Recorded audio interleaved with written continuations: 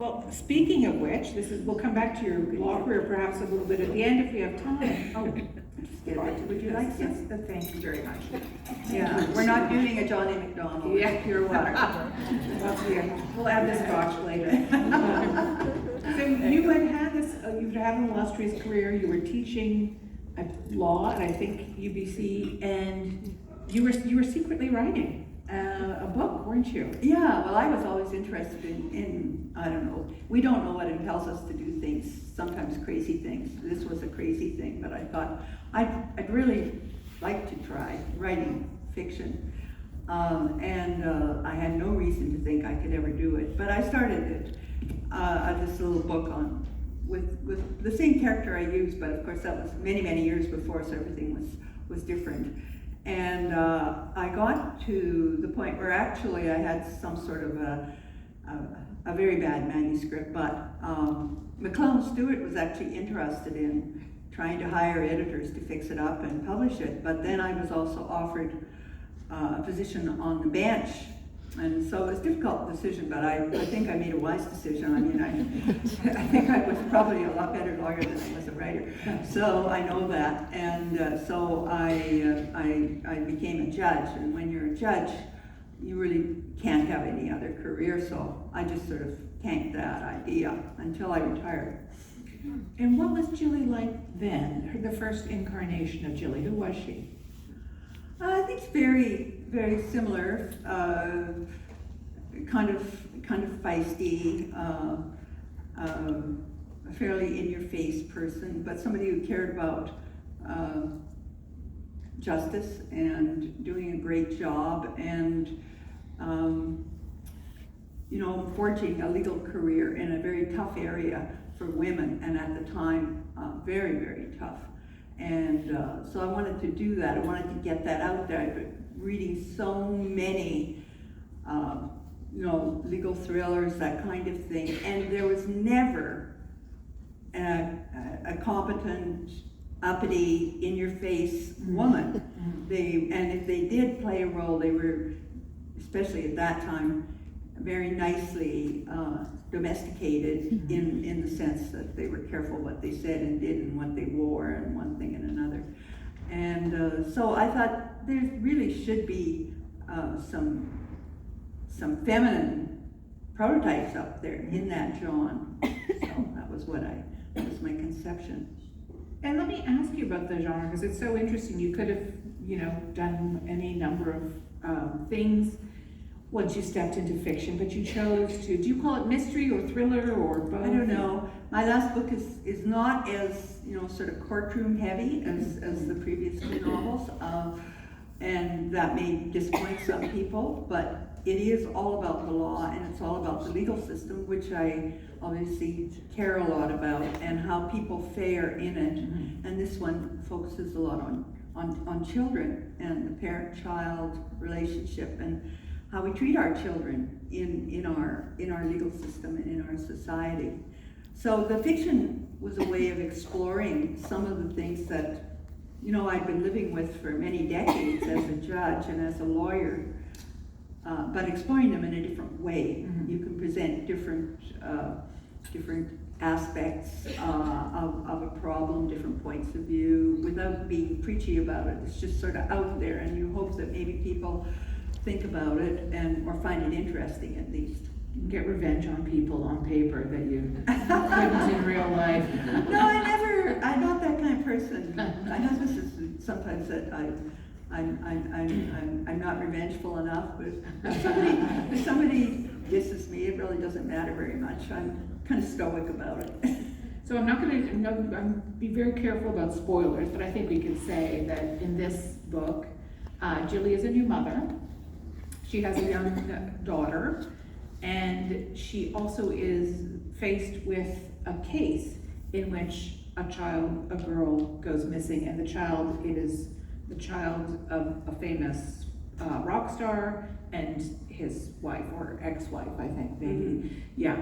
And so it does open up all kinds of opportunities to examine a bunch of different areas, which we'll talk about. And in your own memoir, you talked about how hard it was to juggle motherhood with a career in law, and Jilly is finding that too. So what did you want to kind of examine about that? Well, I wanted to trace, the arc of how difficult it can be for a woman in this case, a career woman, but it could be anyone, to find her life so radically changed all of a sudden. And it's the responsibility of a child and the centrality of a child, and the loss of your what's given your life purpose, at least for a while, because she's on maternity leave and she has a bit of postpartum depression, and she's got to fight with all these things and adjust to this new world where she's been a good lawyer, she's been successful, but she has no reason to suppose she's going to be successful as a mother at all. In fact, everything in her heart indicates that she's probably going to be a failure. So she's struggling with that. And hopefully by the end of the book, there's an arc where she becomes a true and accepting and loving parent with all that entails. With the help of her little support network, which With is her really support which is beautiful. It's her found family, essentially. Yeah. But at one point, her nemesis / mentor, Sai, says to her, "I think motherhood has addled your brain." Yes. Jilly. Is that still, people still, like, that's still a prevalent attitude, isn't it? Well, I think it's out there. I think I was told that once after I had my child, but not in so many words, of course. But I think that some people in the legal profession, that was my experience, probably thought that there was a period after a woman had given birth when she really wasn't going to be up to the job, and their responses could veer from being very protective to being, sort of extra apprehensive about whether they were doing. I mean, for a lot of men, when I was younger, this whole idea of motherhood was a very strange and mysterious thing, because their wives did it, right? The guys I was working with didn't. And they didn't have much idea of parenting, to be honest, because Papa would be at the office for 12 hours a day, and the mother looked after everything, and she was expected to, and they'd come home, and their idea was that if somebody needed to talk, then they would step into the parenting role, but otherwise it wouldn't have much to do with them. So they were used to dealing with their wives having this completely cornered, and the idea of somebody in their office who was also being a mother was kind of hard for them, I think, to accept back in the 70s and 80s. At least that was the apprehension I had. And they just thought, you can't do it all. And sometimes very, very kindly, you've got to be careful with yourself and look after yourself and so on. And so this attitude manifested itself in different ways, whether it addled your brains. Yeah, there was I think a whole theory for a while that when a woman gave birth, she went through depression, she went through in various hormonal swings, that this was going to prevent her from properly thinking, and she'd take lots of time before she went back to her career. I mean, all that was kind of quite pejorative in a way. If you maybe some people were happy to have the time, but other people said, I just want to get back and get back to my work. And so young female lawyers are still struggling with this. Yeah. It's, I guess, a reason why so many young female lawyers drop out of law at some point when their kids are young. Yeah, I think so. And they're very torn, and they themselves have this feeling that if I'm not 100% there all the time, I'm not going to do the right thing for my children. But if you look at it historically, there have been all kinds of mothers throughout history, and at one point, for hundreds of years, aristocratic mothers had very little to do with their children, but they would probably find a way to forge a relationship even if they didn't do all the hands-on stuff. And so there's many different ways, I believe, of being a mother and being totally devoted to your child. And that's part of what this book is about. Yeah, absolutely. She discovers that her daughter can be very happy with a number of people, which is always, something that you find out for yourself, and it's quite lovely. I also love sort of the music aspect of it. It's set partly, there's a wealthy, very wealthy and popular singer in Vancouver who's the father of the missing child. Did you kind of go down some rabbit holes researching this? Or? Well, my son was really into music and the whole rock music scene for a long time, and I've had other connections to that, so I guess I just kind of absorbed all of that. I hope it's authentic enough, but yeah. So I've had a few connections over the years. I've always liked music. Rock music really wasn't, my thing, but I've it's such a fascinating and interesting thing, and how you live your life as an ordinary person after you have this fame and all of that was, to me, interesting to explore, and what it did to the family, what it does to the family dynamic. And Jilly has, a group of people around her, as she has through 3 books, one of whom is Cy. He says something in this book that kind of, I have to say, I put down the book and I was like, what? And he says something about how he thinks that the days of jury trials are over. Yeah. Is that true? Well, that's what lawyers say. I mean, we still have jury trials, but they are many fewer than we used to have. And we used to have a lot of civil jury trials, which hardly ever happens now. And criminal jury trials still happen.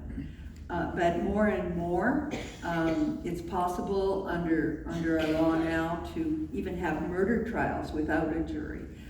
So, if you're a criminal prosecutor or defense lawyer who spent your life honing your jury skills, which is something very special, how you relate to a jury, how you persuade a jury, and so on, suddenly you may find that you're having fewer jury trials. So that's where Cy's coming from. Yeah. Why is that?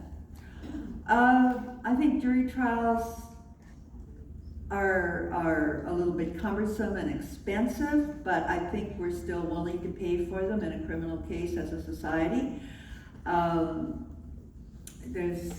There's an argument that a good judge can do as well or better. That's why now you can, if with certain charges, you can opt.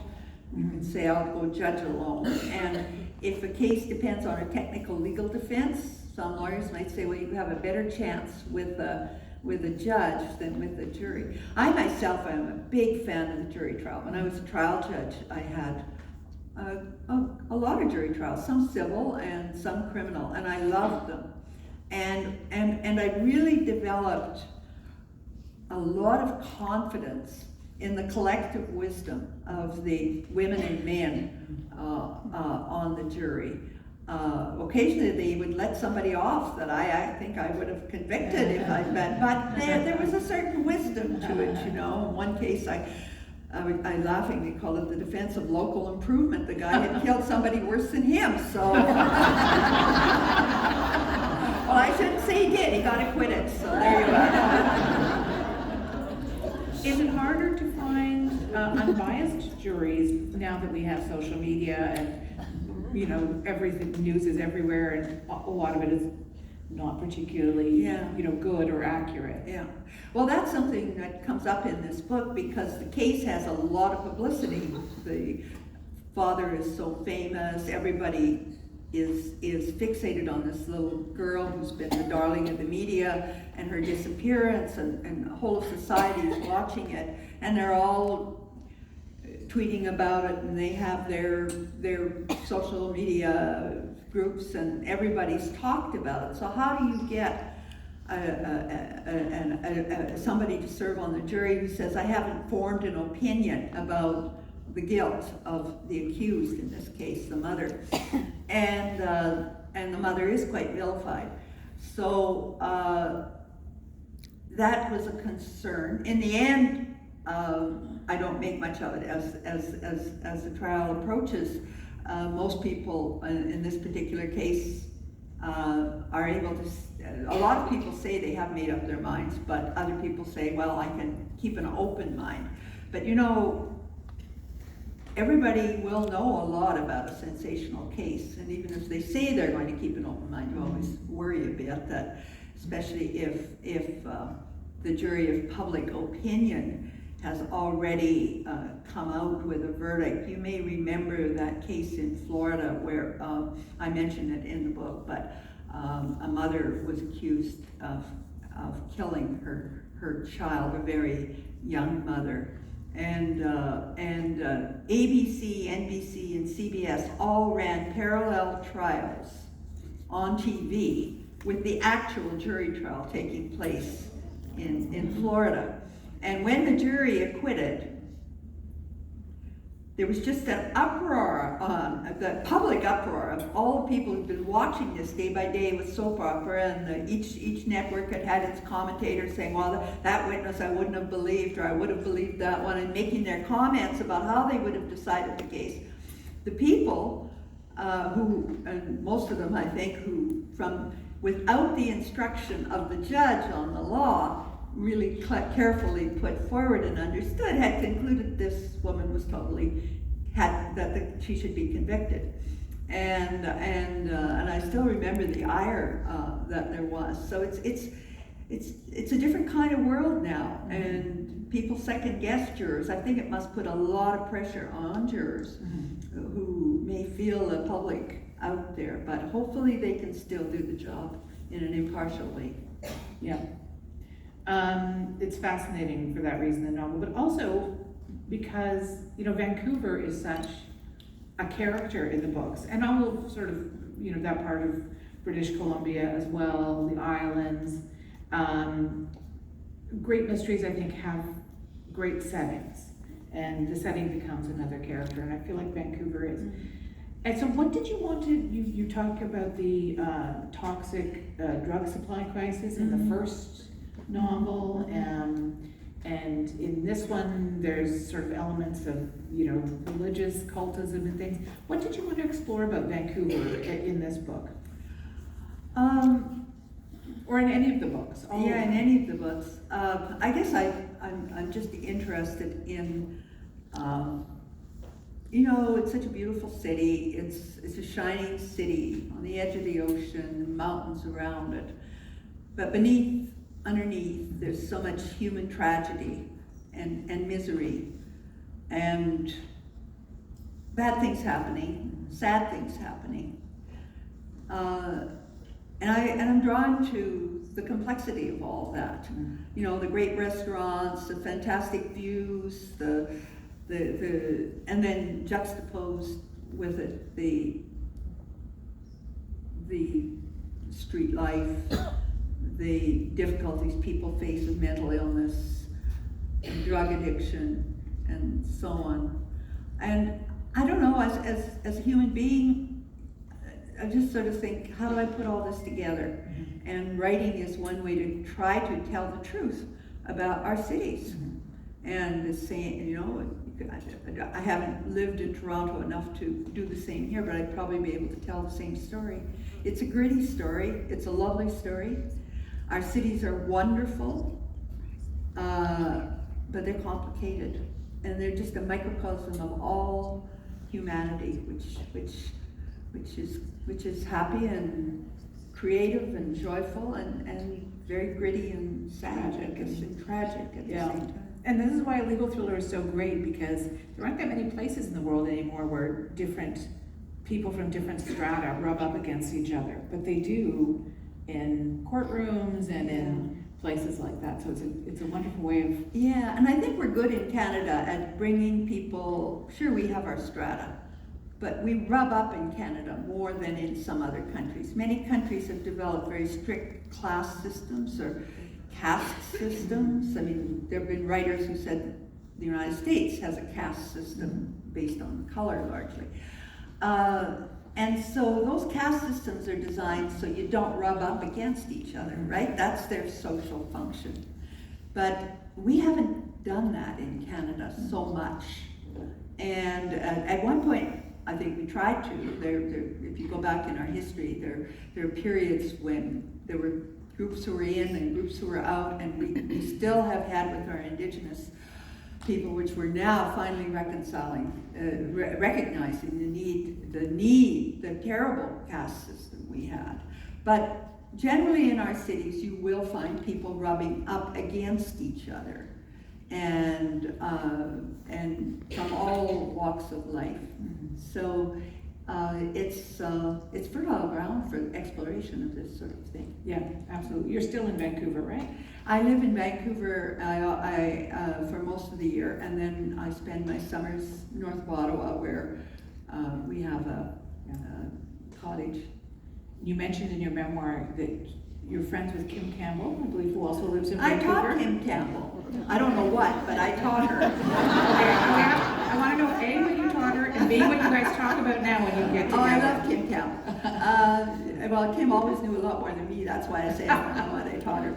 But I was a law professor, and I was teaching at the UBC Law School, and she was in one of my courses. So I got to know her. She's quite a lady, and she was then as well, and very outgoing, and I still am in touch with her. I was fortunate enough to interview her a couple of times, and she just gives the best quotes. She really does. Yeah, she really does. She's wonderful. Yeah, terrific. I want to ask you a couple more questions about the writing process before we move on to sort of some maybe legal business, and then, of course, we'll open up the floor to everyone. Are you a pantser or a plotter? And do you know what those mean? I'm not sure. I think I'm getting that you either you plan it out all ahead, Yes. or you just let it Fly by the seat of your pants. Yeah, more a pantser. But I think you need to have some conception of where you're going and where you're ending up. But I haven't been able to ever logically plot a book of chapter by chapter and stick to that. No. That's really something, because for especially mysteries or genre books, it's hard to pants, I think, because so many pieces have to all fit together. Yeah, and a lot of them don't work, and you put them together, and I've been blessed to have good editors who have helped me, sort of discard some of the ideas and keep others and develop others. If I had known how difficult it is to write fiction, I would never have tried, but I did, and I was perhaps saved by good editors and things like that. But it is a very difficult thing to sort of put everything together, and it's almost a miracle when it happens. Yeah, and I read a book. Some people are just masters of this, and every word works from the beginning to the end, and little things at the beginning are reflected in, and I just say, oh, that's so wonderful. And I don't think I could do that, but I know it when I see it, and I really admire it. Are there mystery writers you love, or other writers you love, or? Yeah, well, I just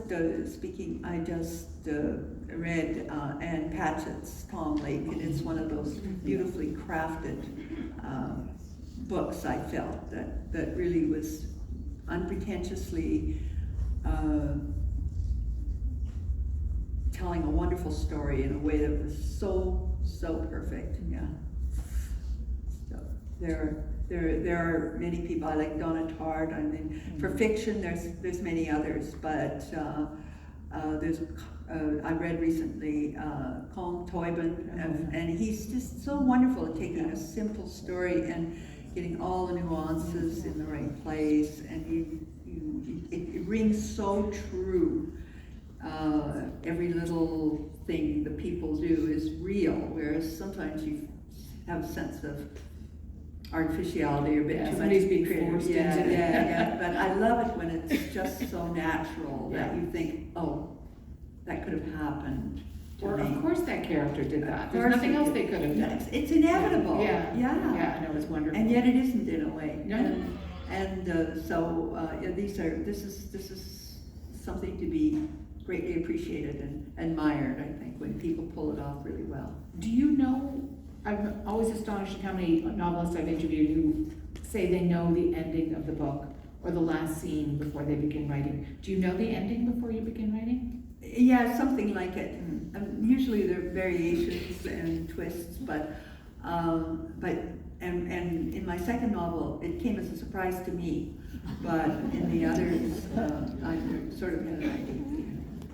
Also fascinating to me. I love this idea that you are writing along and you surprise yourself. Yeah, And it does happen. yeah. And it's quite magical.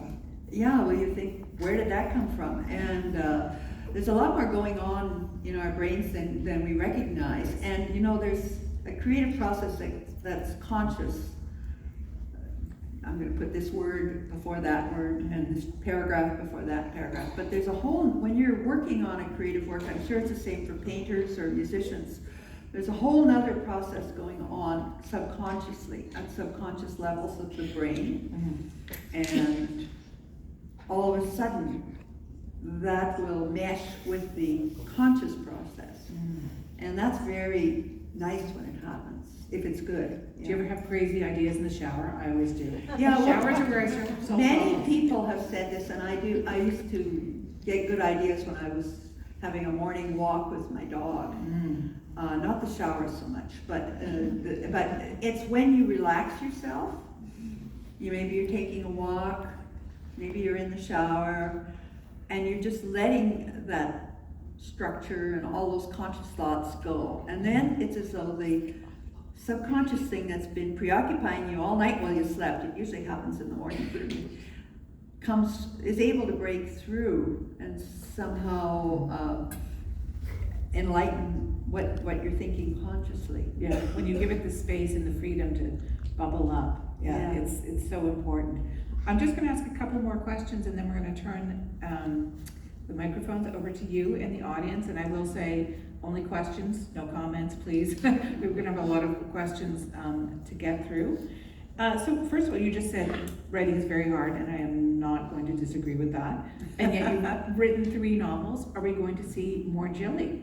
I don't know. You know, I never could answer that question until I had the idea for a story, so I just don't know. I'm getting old, you know, I'm 81, and at some point my husband said you need to quit. So I'm not pushing myself, but it's a possibility if a good idea came along. I will point out that I think Penelope Fitzgerald won her Booker Prize when she was 80. So there's all kinds of fantastic... Too late for me. I don't think I'll ever win Booker Prize. How did this idea come to you? Was it an image, or did you see a headline, or for this book? It was a conversation. Yeah. About something that happened, a crime, and I got thinking about it. And I don't know if it'll materialize in anything or not, but we'll see. Oh, so there is. Yeah. Oh, okay.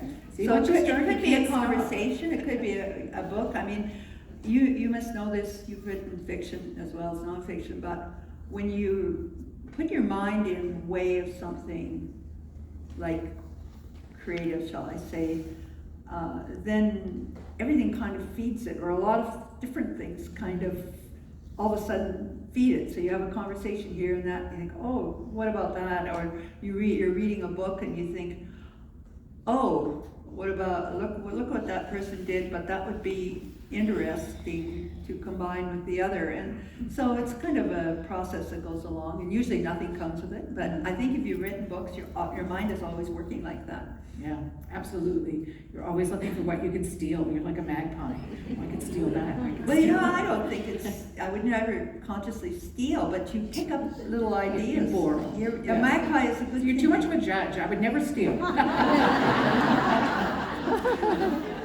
But you recreate, I mean, we all recreate ourselves every day out of the mosaic of what we're living in. Yeah. We recreate what we're doing out of where we're coming and going, and and what's happened to us, and what shows we've seen, what we're thinking about, what we think was well done, what wasn't well done. Maybe there's something there that I could emulate.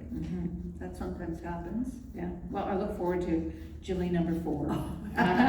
No promises. But I did want to ask just one thing about you and the Supreme Court presided over so many of the huge questions that, you know, govern our lives in terms of, you know, our rights as Canadians and same-sex marriage and sexual assault and right to die and all kinds of things. What do you think are some of the big challenges that will be facing us in the near future for the court to tackle, or as justice issues?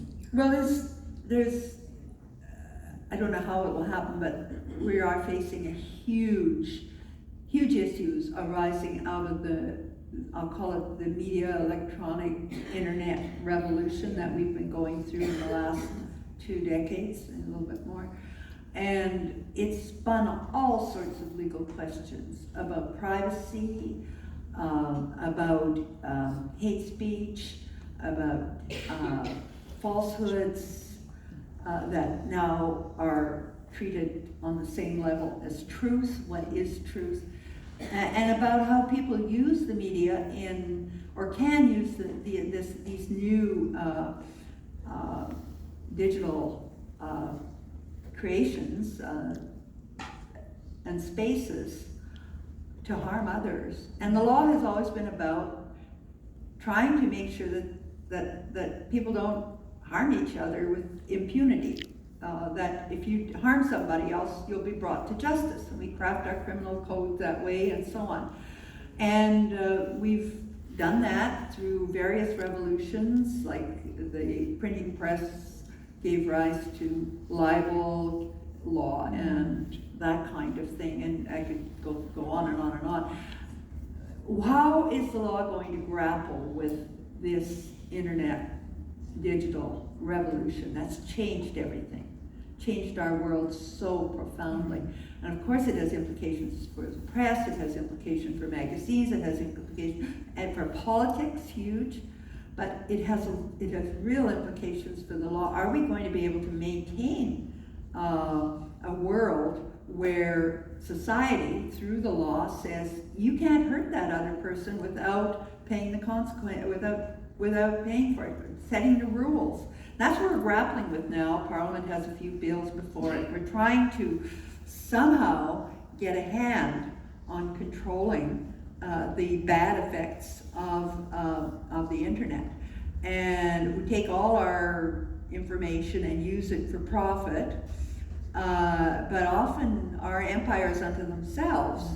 And some are now saying, well, we are self-monitoring, so we don't let this horrible hate speech or pornography or whatever it is go out there and hurt people. But that's a new thing, to just ask capitalistic wrongdoers to self-monitor. It's a bit iffy. Yeah. Maybe we still need the law. Maybe we still need the courts. And how we're going to do that is, it's going to take not just courts, it's going to take our parliamentarians and lawmakers and hopefully international effort, because this stuff doesn't know boundaries. Exactly, no borders. No. All right, so I'm sure there are people, we have 2 microphones, one on either side of